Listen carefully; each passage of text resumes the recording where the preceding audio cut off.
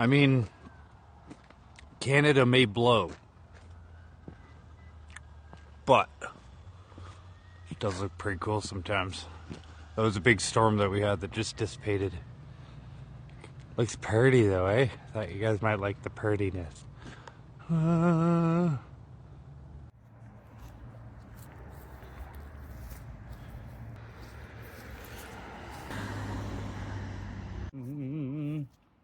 YouTube, my dudes, what's going on? Steve the Canadian. This guy. Back at you. We got her done. So, let me just show you. Ta-da! Alright, guys. This is it. So, actually, this isn't it. Need a foot peg, because I can't find the other foot peg. It's somewhere. I'm finding it, but I got it taped off for now so I don't destroy it. This is on its way. A new one, because this is all broke, but it works fine for now. But yeah, other than that, guys, this is the bike. Right? I kind of did the seat out of nowhere. That's the seat off the turbo chopper. But it belongs on the Baja. But I kind of painted it out of nowhere so it matches. It kind of keeps the frame going up to the back and then just black on top. But my question to you guys is, do you guys think I nailed what I was going for here? Just kind of a frame floating down the road. I've had quite a few people actually already ask me how it's even moving, because they don't realize that that is a motor. So, yeah, I'll throw in a little video of me circling it near nighttime so you guys can see. I don't know if you can see the lights even light up. Still got, oh yeah, lights are on. Well, you can kind of see it. Yeah, I don't know if you guys remember, I have a plate for the turbo chopper. Oh, you can see the desired ride height. I'll let you guys see that. Right? Low and slow for sure. When it's actually sitting up, it's about there. That's pretty good. Still fully functional, fully rideable. Kickstand and everything. Zero issues. Kind of looks like, especially, I don't know, I love the front wheel. It's got that 90s BMX vibe to it. Yeah. But I got a plate coming for it that says low and slow for the back. So they're both Alberta plated. Yeah, that's it, guys. That's it, yeah. So, I don't know about you guys. I think this thing's pretty dope. Like, I would actually say, if you don't look too closely at, like, some of the stuff that didn't turn out, that's pretty fucking dope, actually. So, yeah. I'm happy with it. It turned out what I wanted. Turned out low, turned out slow. Basically, whatever's in your mind, just make it happen. It happened. So let me give you guys a breakdown, though, of what it took to achieve this. If you want to do the same, maybe you're looking for an e-bike, but an e-bike's like $1,000, $1,200. Maybe you can find some deals. You know what I mean? Maybe you can find a better way to do it if you already have some of the equipment. You know what I mean? So we'll break down what it took to make this, what it is, the back. All right, we'll start with the back, because it's the oddball out of what's going on here. The whole back section, other than the hoop frame, is all e-bike.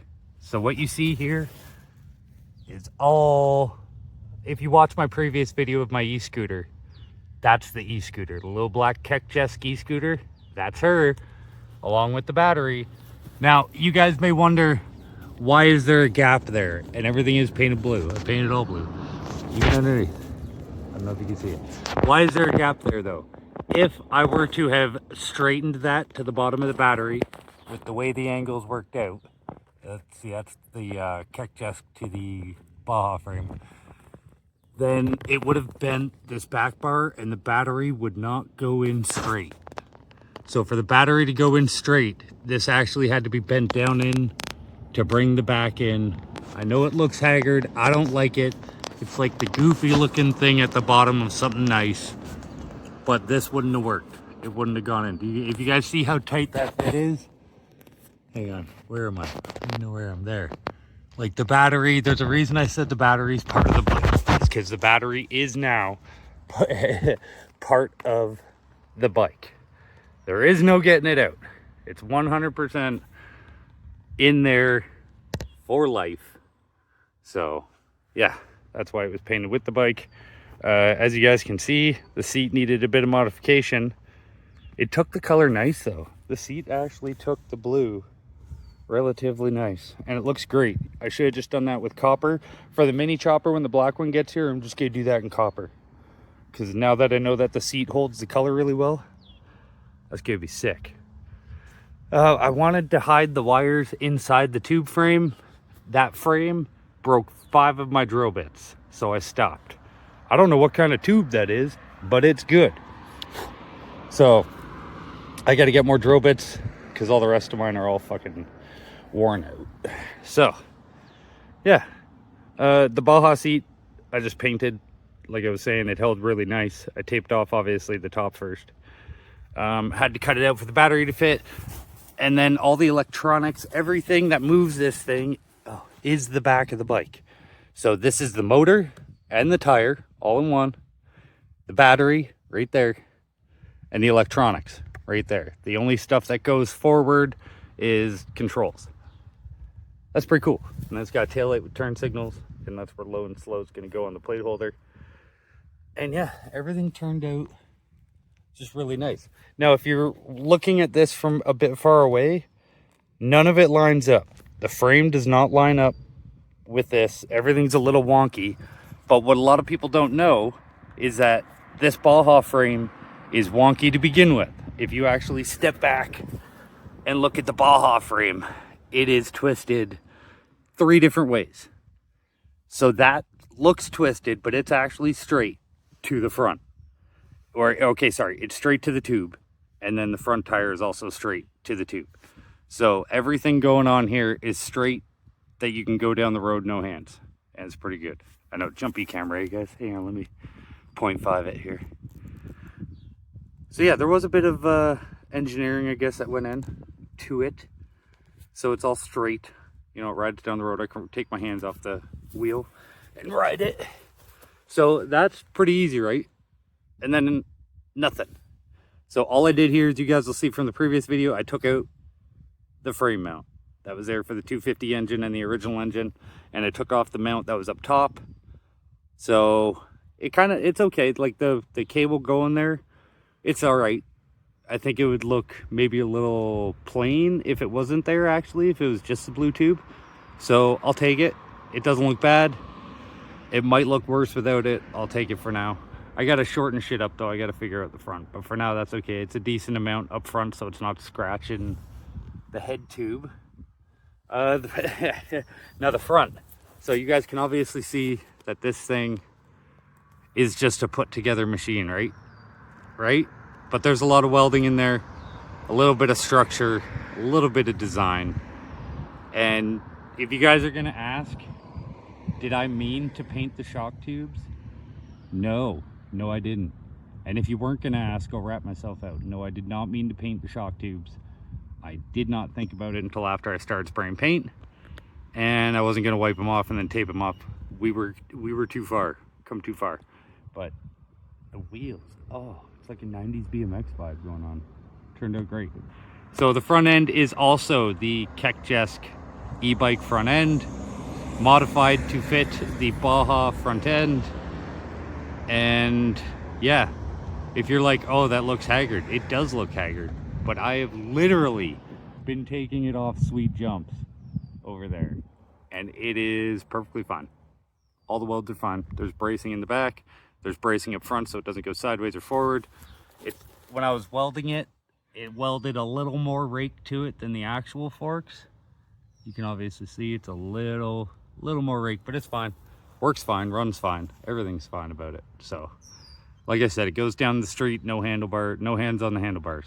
So once I have another foot peg on there, that's pretty much it. The new throttle. But yeah, that's it for this one. The forks are made so that I can actually remove, basically all I will lose is the front fender mount underneath all that stuff there, and I can remove that and put the Baja front end back on if I want. So that was kind of made to be permanently partially removable. which sounds not possible, but yeah, it's permanently partially removable. Say that fucking 500 times fast. I gotta stop swearing in these videos so everyone can watch them. But yeah, so let me know what you guys think. This was just a quick in between. I think it turned out exactly how I wanted. Low and slow. And yeah, it's just basically something that I'm gonna ride around listening to music. Maybe have a drink on. I don't know. It's like a chill out bike. It's quiet, which is nice. I can ride around the neighborhood whatever time. That turbo chopper in there, that's a little bit of a different story. I gotta do that in the middle of the day. So, yeah. But all right, guys, that'll be it for basically this entire build. I mean, other than I'm gonna put a couple LED strip lights on the bottom there, just one on each bottom of each frame, so when I'm going down the road there's a little bit of light, but nothing crazy, you know what I mean? And as you guys can see by what I meant now, I'm doing the exact opposite of the turbo chopper on this one. I just wanted the absolute most basic thing I could, you know what I mean? And I just realized that like halfway through explaining what this was, I just stopped. Well, I told you about the front end. The middle is a Mini Baja bike. I never explained that, but you guys probably get the hint. So that was a Mini Baja and then an e-bike. Grand total, you are looking at pretty much $1,000 Canadian to make this. Between the good deal on the e-bike, the good deal on the Baja, and the good deal on nothing else. So paint, parts, labor, wasn't really any parts. But yeah, it was about $1,000 right there. So if you want to make your own and you want to start hacking up good machines and you're finding good deals on machines you can do it to, keep that in mind. You have a $100 e-bike, a $400 fucking Baja, about $100 in parts because I got a new throttle and a couple other things. So that was, I think that's around $100. So you're at about $600-700 and at least $300 in gas to go pick up. The Baja, I think, was like $210 in gas on its own to go pick up. But it was too good of a deal not to go pick it up. So really the Baja was like a $600 deal. No, $650, $700 deal. $100 for the e-bike, parts and labor on top of that. I would just round it to $1,000. It's probably a little higher. But if you want to do it and you got the urge to create something, just know that you're going to be into it for about that if you're getting good deals. So, but there's no point in going out. I think about it, and it is slower than your standard e-scooter. Your standard e-scooter does like 35, 40, 25 tops. So if you're thinking about getting yourself an e-scooter and you don't like the ones that are out there, you know your budget is $1,000, $1,200, whatever. Just go ahead and pick up a couple of machines. Pick up a cheap welder. If your budget for an e-bike is like $1,500 and you can't find a cool thing that you like, you could definitely round a little down from $1,000 and go get yourself like some stuff, right? Like you could even find a cheaper mini bike. I just found a really nice Baja for a good deal, but you could find like a little Rascal for $150. Make the same thing, right? Find a little e-bike for $200, $250, $200. That's what they seem to go for like the older ones. If people need money, $300, $400 if they don't need money. You can make it happen. Create your own thing. There's no reason for you to ride around on something ugly. That little e-scooter was fucking ugly. No reason to ride around on that if you don't want to. But yeah, you just gotta do it. Think about it. If you can think it, you can do it. Pretty sure I've shown you guys that at least by now. So yeah. Oh, dang it. Excuse the mess, but I was showing my neighbor the chopper earlier and I was telling them, oh, it's coming. It's coming. Where's my finger? There's my finger. So that thing, which you can't see now, intake made. About to go on. That's the next project in line.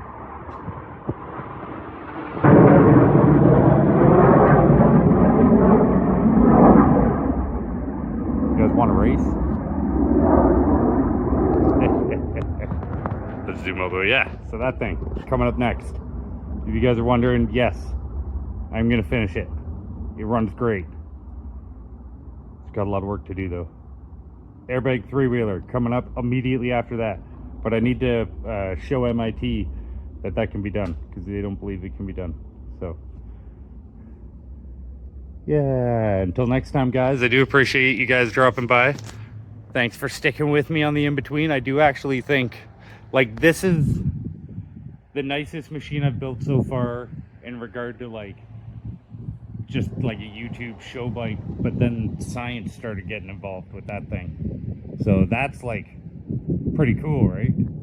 But I do think this is the nicest machine I've actually built so far, because it just looks fucking nice. Even the seat to the other seat lined up fucking nice. I gotta stop swearing again. Sorry, guys. But yeah, thanks for dropping by, guys. I do appreciate it, as usual. Leave a comment, leave a like or a dislike, but leave a comment about what you think about it. Let me know if I'm on the right track with this thing or if I'm just batshit insane. I like it. All right, guys. Talk to you later.